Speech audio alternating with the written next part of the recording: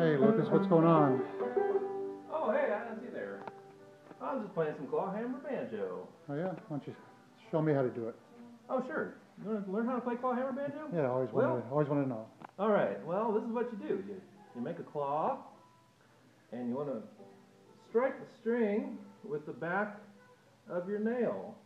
When you come across the string, you want to make sure you're not coming just straight down, or that you're not flicking the string, but you're coming down like that,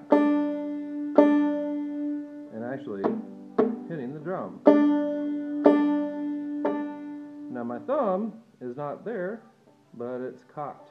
It's like I'm cocking the trigger of a gun there, right? Right. So I've got this here, this here. Also, my arm is not flat against, but I have it sort of arched up, like that, when I'm playing. So it's like that. Now my thumb is always landing on this fifth string, like that. And every other time, to get that bum bitty sound, it pulls up on that fifth string.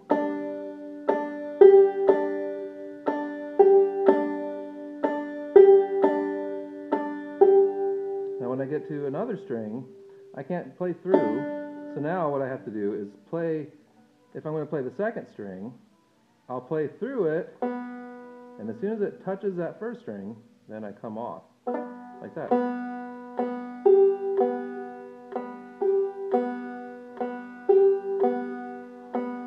Or the third string, like that. Like that. Just almost like bouncing off a trampoline, right? Or the fourth. Sometimes I'll play any string and then I'll strum afterwards. Strum.